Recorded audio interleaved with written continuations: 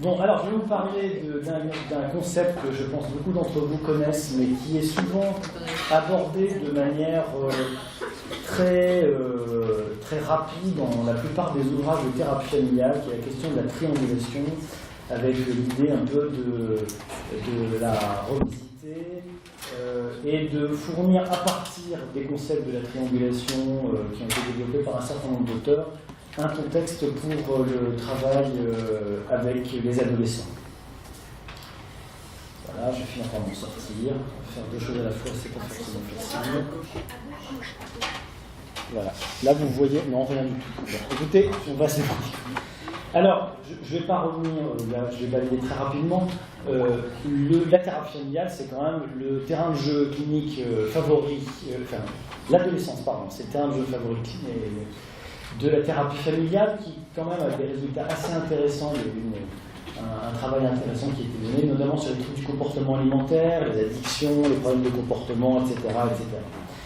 Mais si on veut se pencher sur le problématique de qu'est-ce que c'est de travailler avec les adolescents, il faut s'intéresser un petit peu aux spécificités, en replaçant d'abord une lecture développementale. Vous ne voyez rien, mais il y a une flèche au milieu. Vous voyez la flèche au milieu qui est rouge sur rouge.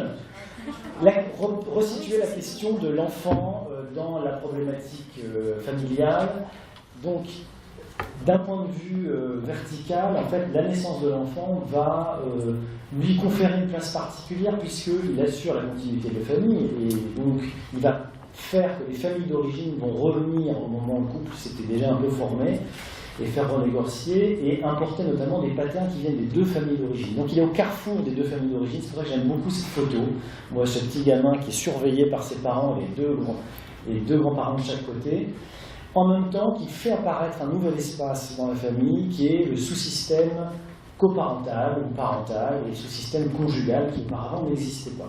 Donc il est vraiment à la continuité et la création de quelque chose. C'est très important d'en avoir en tête pour tous ces enjeux développementaux au moment où on travaille avec les adolescents.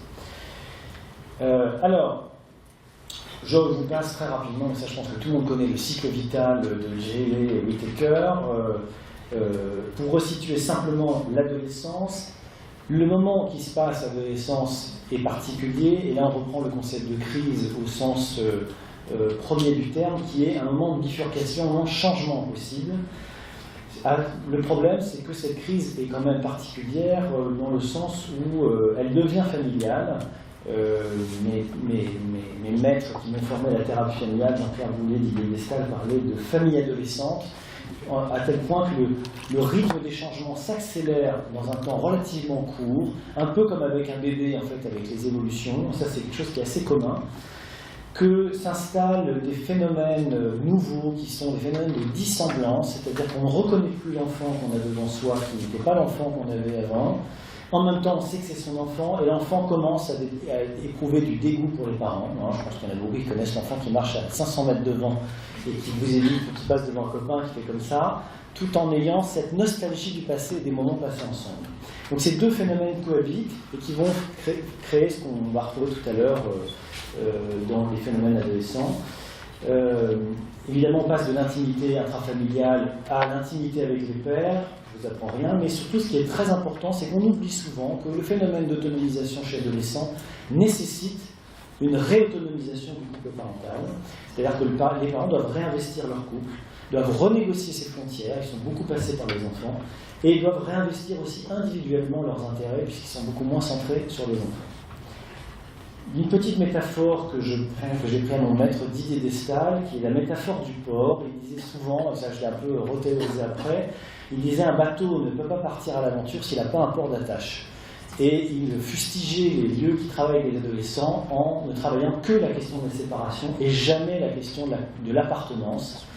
Et le travail avec les adolescents doit prendre en compte les deux pôles qui sont la séparation de la différenciation, le voilier qui part. Vous ne pouvez pas le voir, mais c'est une carte postale et dessus, c'est un jeune adulte qui écrit à ses parents les aventures qu'il a traversées.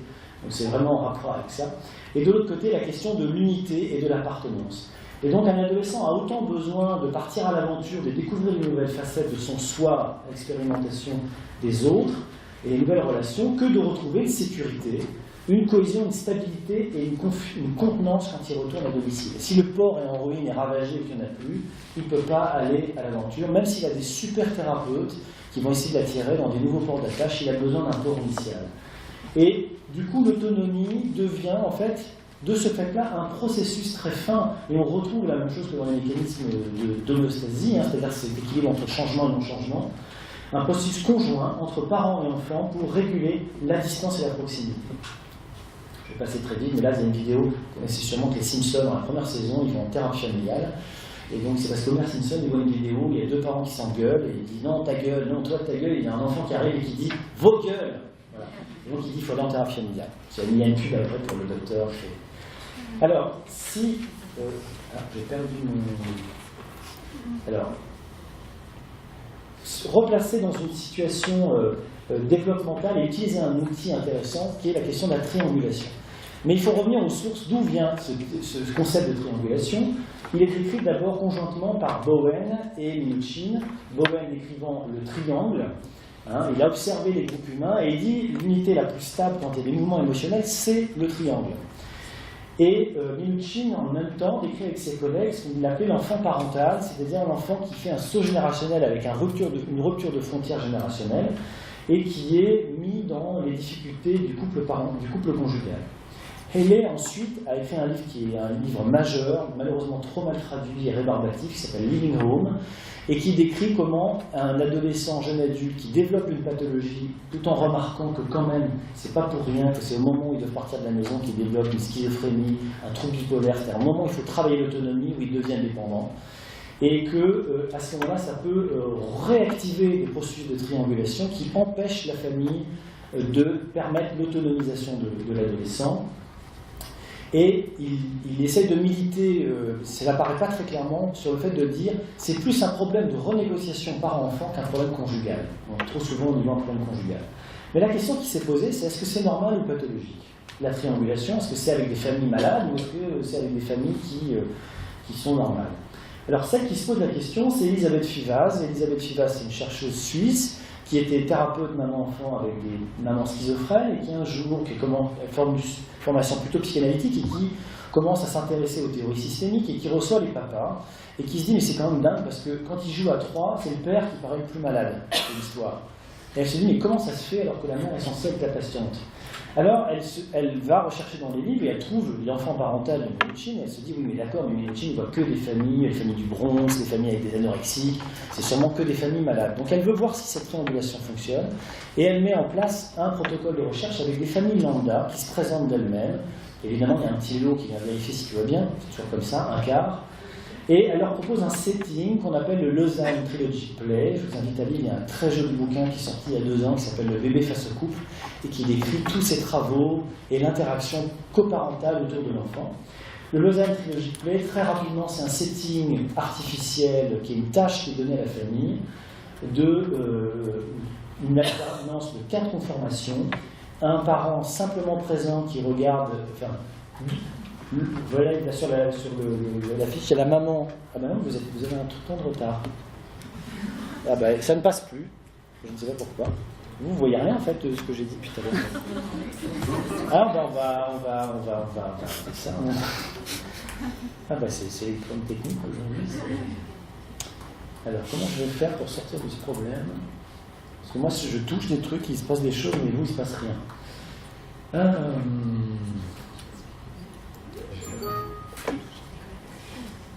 Excusez-moi, je suis désolé, je suis là. Là, vous avez quelque chose. C'est pas toucher en touchant le fil. Non, mais je vais me dupliquer, je vais relancer autrement, parce que c'est pas possible. Voilà, et il est revenu en bleu, mais c'est pas grave. Et on va aller très très vite aux autres. On va retrouver Elisabeth Fivaz qui nous attendait. Voilà, elle n'est pas partie, vous la voyez. Voilà. Donc le setting. Un parent joue avec l'enfant. Vous avez une caméra, l'enfant il n'est pas de traviole, parce qu'il y a une caméra qui filme, que vous voyez qui est derrière les parents, et on voit l'enfant, il est retourné en fait en vidéo, parce que sinon vous ne pouvez pas jouer avec un enfant qui vous tourne le dos. Donc un parent joue avec l'enfant, l'autre est simplement présent, c'est la consigne qu'il va donner. Ensuite, l'autre parent joue avec l'enfant et le premier parent est simplement présent. Ensuite, ils jouent tous les deux avec l'enfant et ensuite Ils discutent ensemble, l'enfant est simplement présent.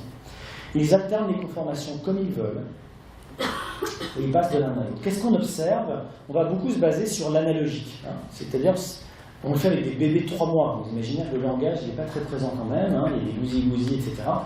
Donc on va regarder comment il fonctionne analogiquement. Évidemment, du coup, la relation, les enjeux relationnels vont dominer par rapport au contenu de ce qui est dit. On s'intéresse beaucoup aux transitions, c'est-à-dire comment ils négocient le passage d'une phase à l'autre. Et là, on regarde ce qu'on appelle les pré-annonces, c'est-à-dire comment ils s'engagent, ils font des signes. Il y a des papas qui font des petits signes comme ça. Alors, c'est très discret, j'avais une vidéo, mais on ne peut pas malheureusement la voir. Ensuite, une vraie annonce, c'est-à-dire au moment où on va changer. La ratification, c'est-à-dire le fait que l'autre parent dit oui, d'accord, on change.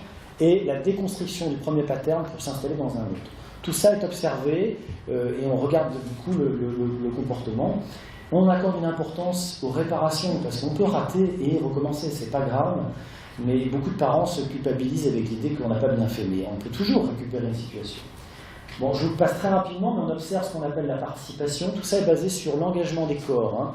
Par exemple, si quelqu'un est dans la tâche et se tourne comme ça alors que la mère joue avec l'enfant, il n'est pas participant, hein. Même si de temps en temps il va regarder, il montre un désengagement de la situation. Ce qu'on appelle ensuite l'organisation, et puis l'attention et l'expression, le contact effectif. Et ça nous permet de définir un peu le type d'alliance coparentale qui va s'installer entre une alliance coopérative, qui est évidemment l'idéal, et puis des alliances tendues, où les parents ont des conflits mais vont pouvoir en parler, des alliances collusoires où les parents vont faire des alliances avec l'enfant qui sont cachées, et des alliances désorganisées où là pour le coup l'enfant est bombardé de messages qui sont contradictoires et d'injonctions paradoxales. Je ne peux pas vous montrer le LTP. Alors, il s'est par la suite beaucoup développé, on fait maintenant des LTP prénatales. On fait aussi des jeux adaptés aux âges, il y a 3 mois, 9 mois, 18 mois, 36 mois, on ne va pas avoir les mêmes jouets. On fait des LTP qu'on appelle le LNP, le Lausanne Narrative Play, pour les plus grands, où ils racontent une histoire. Il y a le jeu du pique-nique qui se fait maintenant en famille. Et Elisabeth Fivaz, devant en fait, la participation des familles, c'est vraiment quelqu'un de très bien et de très humble. On l'a invitée à la PRTF, c'est une femme géniale. Et elle dit, mais les pauvres parents, ils voulaient quelque chose, alors je leur ai montré les vidéos, puis du coup elle a inventé ce qu'on appelle vidéo feedback, alors qui ne se fait pas de la même façon que ce que vous avez décrit, puisque on sélectionne des moments positifs et on sélectionne des moments compliqués. Hein. On ne parle pas du principe qu'il y a une dysfonction, on parle de négociations complexes, et on va les présenter aux parents, et on va les faire commenter. L'objectif, c'est qu'ils se voient, donc on travaille sur la réflexivité, et avec une construction narrative, c'est-à-dire qu'ils vont expliciter leurs attentes. Je voulais faire ça, là je ressentais ça, mais quand il a fait, il y a par exemple la vidéo que je voulais vous montrer, la maman qui dit « J'étais tellement content de le voir jouer, et pourtant j'étais terriblement jalouse. » Et donc quand elle passe à son tour, elle dit « Ah, tu veux faire le même jeu que papa ?» Alors qu'elle n'était pas du tout contente en fait qu'il fasse le même jeu. Et on continue l'accordage entre les parents à ce moment-là.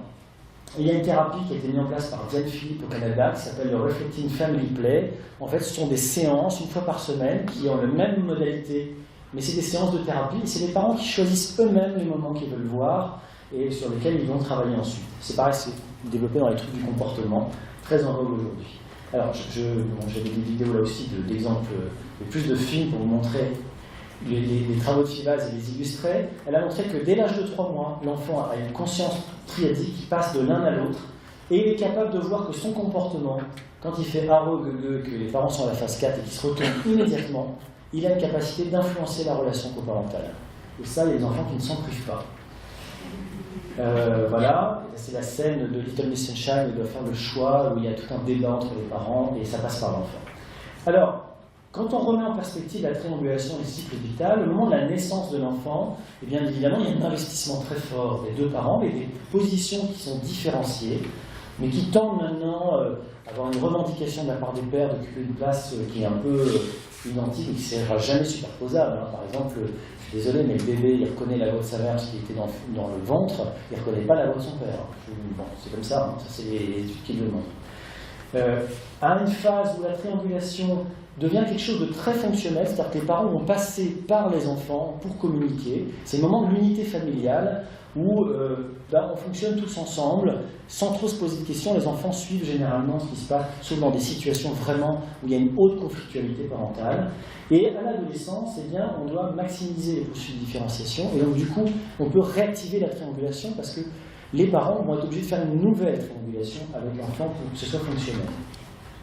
Dans une perspective pathologique, si on se resitue sur le patient désigné, et si on reprend la logique de Lynn Hoffman qui dit le problème crée le système, c'est-à-dire qu'il n'y a pas une famille malade qui fait un problème, mais il y a un problème qui va organiser toute la vie familiale, avec l'assignation rigide des fonctions, les rôles stéréotypés, etc., et bien ça va conduire au fait que le problème devient le pivot de l'organisation relationnelle et émotionnelle de la famille, c'est-à-dire qu'on est en colère parce que le patient est malade, on est triste parce que le patient est malade, le père est distant parce que le patient est malade, le patient est agacé parce que ses parents l'emmerdent parce qu'il a un problème, tout est centré par le problème et il n'y a plus aucune autre raison d'aller mal.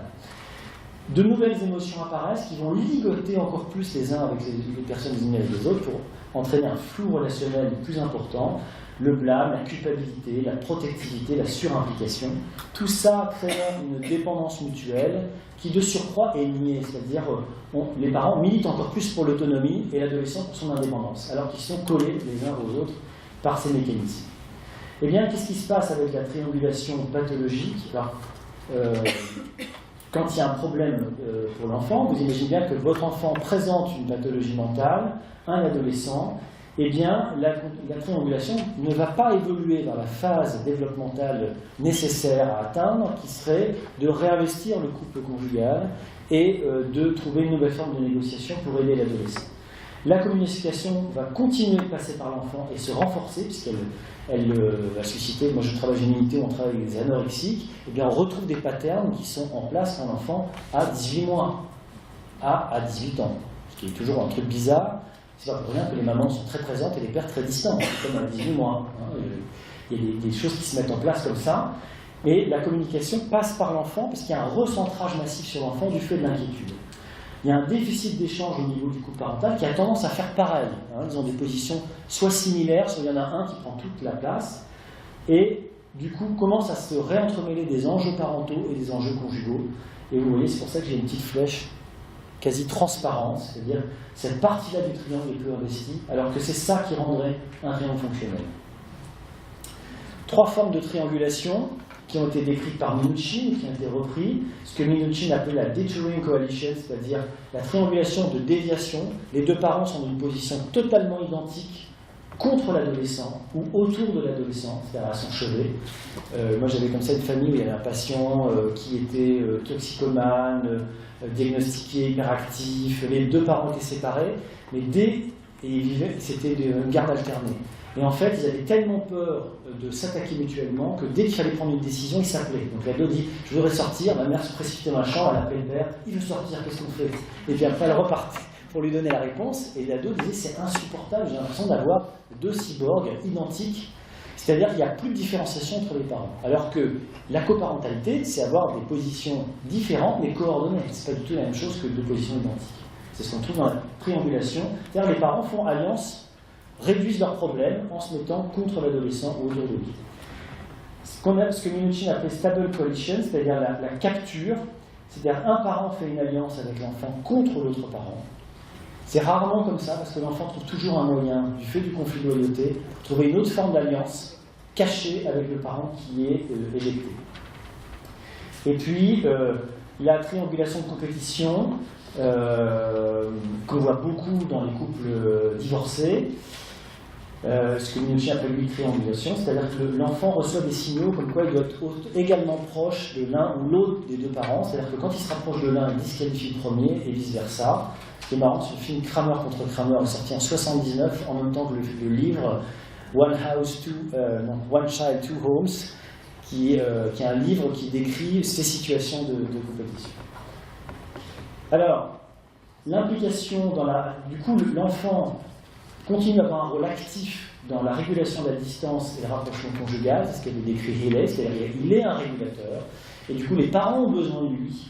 ça rompt les frontières générationnelles et ça peut conduire à terme à des parentifications, c'est-à-dire occuper un rôle parental actif, le conjoint d'un parent, le parent d'un parent, etc. Je ne peux pas vous montrer une map, malheureusement. Du coup, l'adolescence symptomatique, le symptôme auquel se rajoute la triangulation plus ou moins la parentification, va conduire à des nœuds relationnels qui vont s'amplifier, des nœuds représentatifs, c'est-à-dire ce qu'on appelle des fausses bonnes croyances, qui vont en plus, par phénomène, comme dit Moniel Caïn, d'autoréférence, se renforcer mutuellement.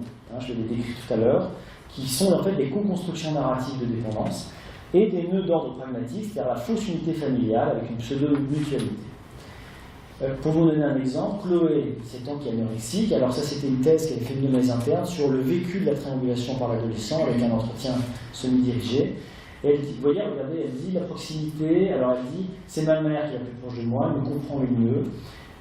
Il y a des disputes entre mes parents parce que ma mère me défend et mon père n'accepte pas toujours, c'est-à-dire que pour elle, toutes les disputes de ses parents étaient à cause d'elle. Voilà, et elle demande une sortie, elle dit ma mère m'a dit non car elle s'était disputée avant et du coup elle ne voulait pas disputer encore plus avec mon père à cause de ça.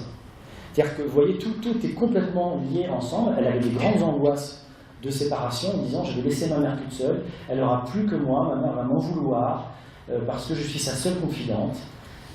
Voilà, elle dit je connais leur conflit avant même d'avoir posé la question, vous voyez qu'on est complètement sur des implicites, mais je la pose au cas où. Je vois l'état de ma mère changer, sa tête, ses yeux, je le ressens. Alors, les fausses bonnes croyances, qu'est-ce que c'est? Ce sont des pensées causales linéaires qui vont ligoter les gens ensemble. Les parents se disent notre enfant va mal parce que notre couple va mal. Et l'enfant pense si je vais mieux, mes parents vont s'entretuer parce que je vais devoir partir. Ça, ce sont des choses qu'on a retrouvées, notamment des groupes d'adolescents qui avaient des pathologies, qui parlent beaucoup des préoccupations qu'ils ont pour le couple parental. Elles empêchent l'autonomisation mutuelle parce qu'elles amplifient la culpabilité et elles enchevêtrent par l'inquiétude et la colère. Et elles sont des pièges à thérapeutes. Hein, parce que les thérapeutes disent c'est bon, on a trouvé, c'est parce que les parents ont un problème de couple, donc on fonce. Et là, généralement, on se prend une porte dans la gueule parce que c'est pas ça qu'il faut faire. On tombe dans leur propre piège narratif. La fausse unité, c'est quoi? C'est l'illusion, c'est les aménagements pragmatiques, c'est-à-dire les symptômes de l'adolescent réunifient les parents et les amènent à communiquer autour, sur et contre l'adolescent, en permanence. C'est le seul vecteur de communication. Et de son côté, l'adolescent, il n'arrive pas à se désengager de la famille parce qu'il a des symptômes qu'il maintient dans un rôle actif.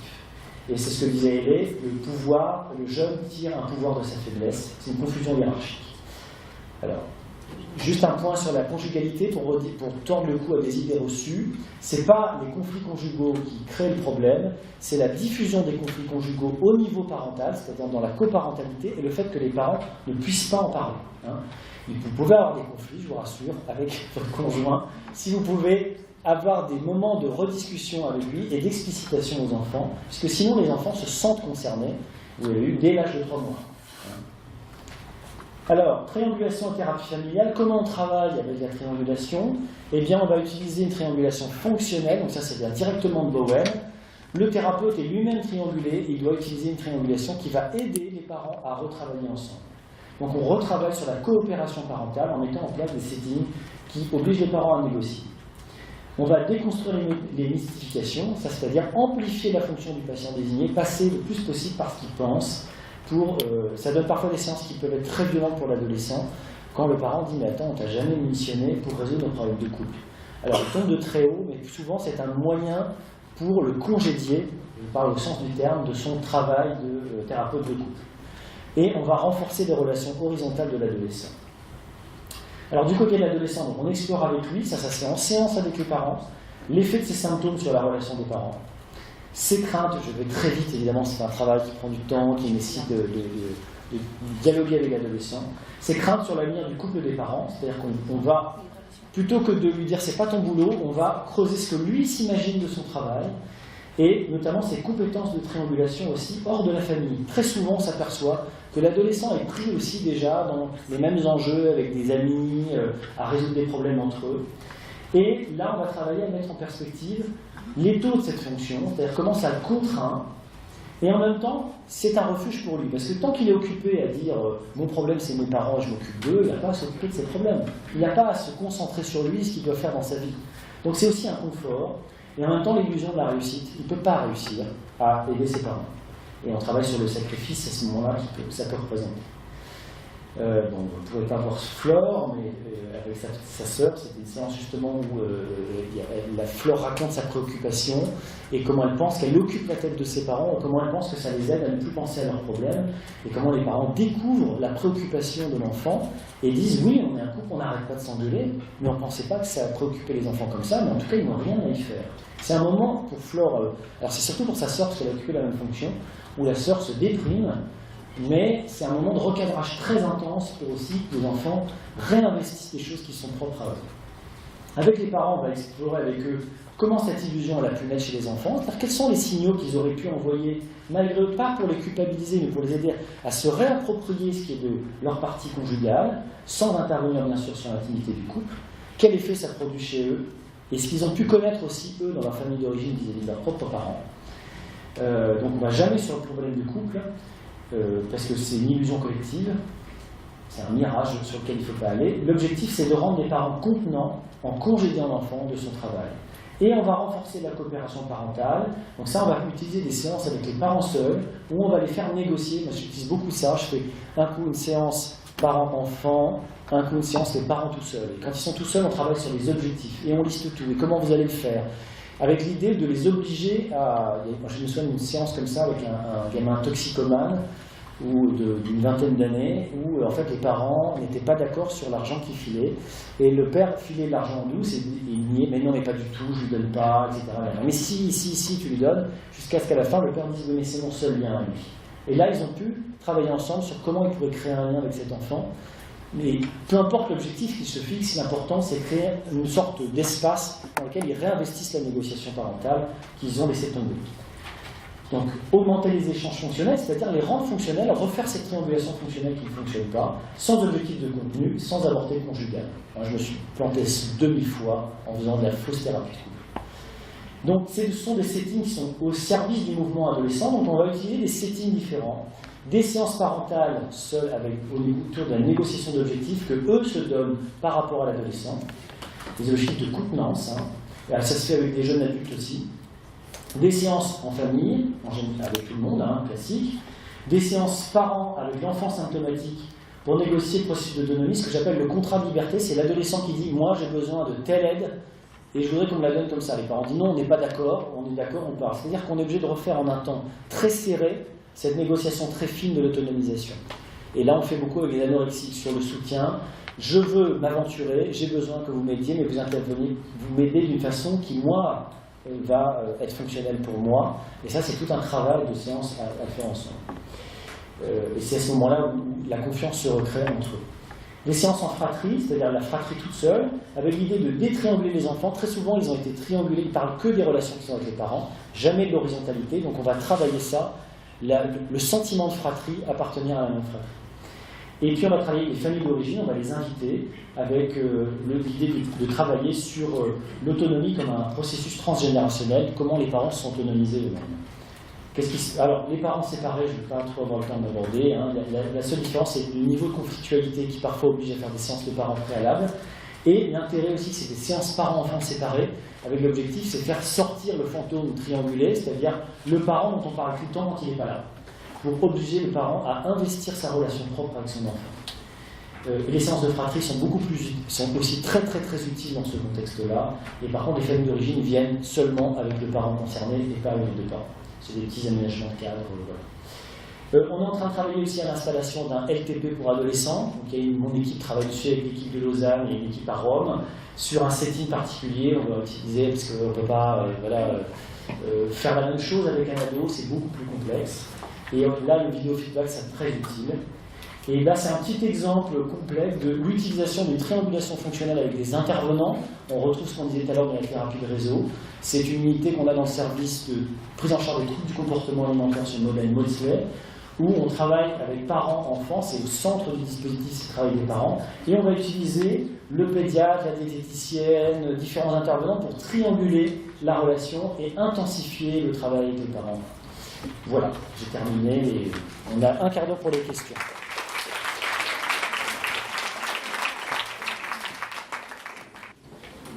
J'avais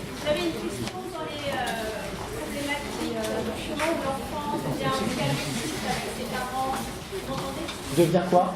Devient agressif avec ses parents. Voilà, l'enfant, voilà, l'ado commence à devenir agressif, refuse systématiquement de collaborer dans l'espace familial. L'opposition est une forme de comportement avec laquelle on peut travailler. Hein. Le fait de dire à l'ado, moi j'ai pas de problème, on peut travailler au fait de faire apparaître qu'il a un problème avec ses parents et que ça, il est toujours d'accord de collaborer. Quand il sait que ses parents le font chier, il est d'accord d'être là pour les aider à moins le faire chier.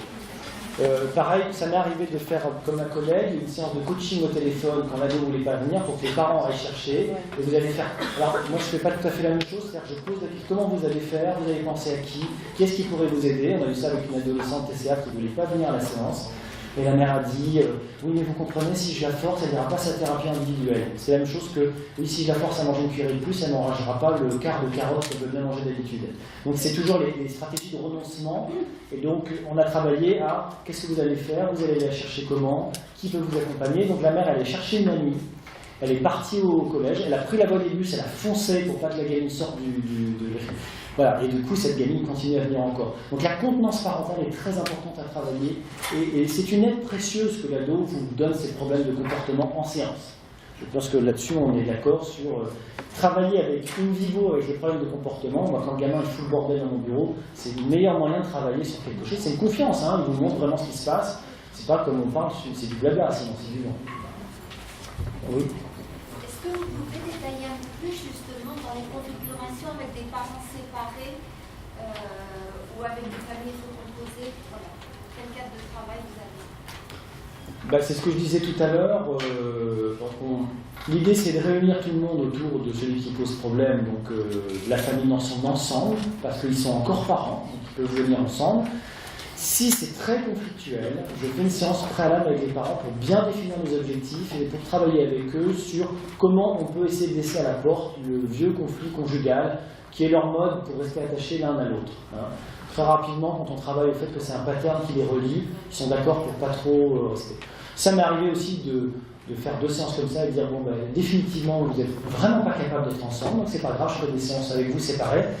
Et le fait de reconnaître ça, ça les aide aussi après à le redemander de manière fonctionnelle. Donc il faut un peu parfois être stratégique, voilà. Et puis quand il y a des conjoints, les nouveaux conjoints, ils viennent en fonction de leur degré d'implication. Si c'est un ami, si c'est un compagnon qui est là de temps en temps, il ne va pas venir en même rythme que si c'est un compagnon qui vit au quotidien avec les enfants. Donc ça, on va adapter. Parfois, ça m'est arrivé de faire des séances avec les 4 parents. Voilà, c'est comme ça, c'est la complexité de la situation. Mais on alterne beaucoup plus les configurations. C'est ça un peu le... Ce qu'il faut savoir, on critique beaucoup nos collègues américains, mais moi je n'ai cité que des Américains. Non, mais je partage. Et aussi sur les thérapies manualisées, vous avez vu que vous avez mis les logos PICT, etc. Donc ce sont des thérapies brevetées, mais ce sont des modèles qui financent les universités. Donc il faut... Nous, c'est pareil, on utilise la méthode PEX dans notre tutelle de jour. J'entends beaucoup de critiques en général là-dessus, oui, ils se font de l'argent, mais ils financent ensuite une fac avec des profs qui font de la recherche pour pouvoir... donc c'est aussi des choses pour continuer à faire avancer une thérapie. Donc il ne faut pas jeter le bébé avec l'eau du bain des fois, mais je comprends la remarque, mais je reviens sur ce côté manualisé. Il est aussi fait pour être diffusé au plus grand nombre. Voilà. C'est vrai pour la plupart des thérapies familiales de 3e vague dont je parlais tout à l'heure.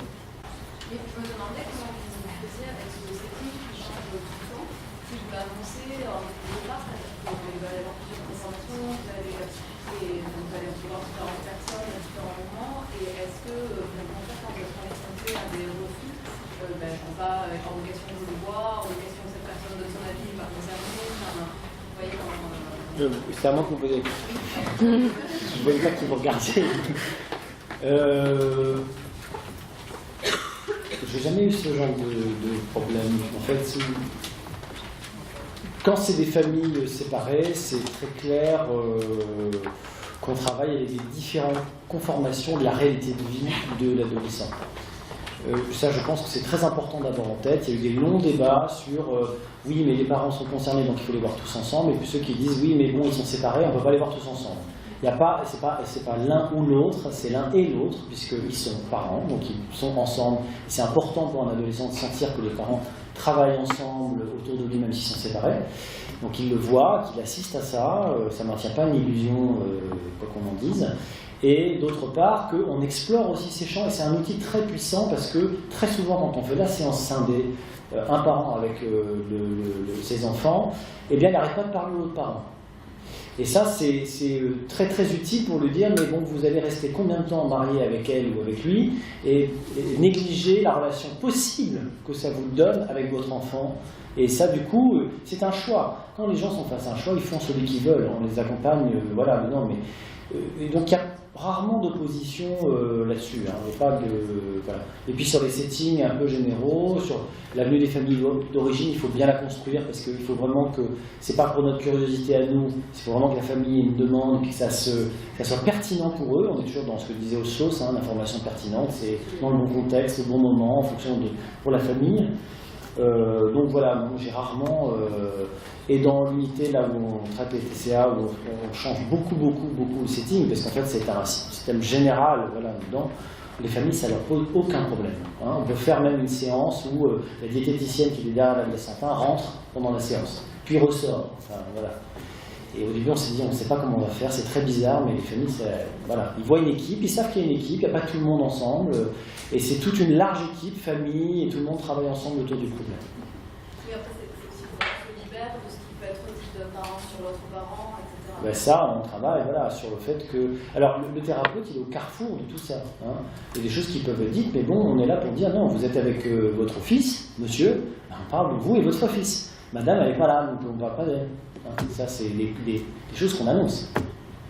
C'est très dur, parce que c'est une tentation de rejeter la faute sur l'autre. Bon, ben, s'il y a un peu d'autres questions... Bon, merci, au revoir.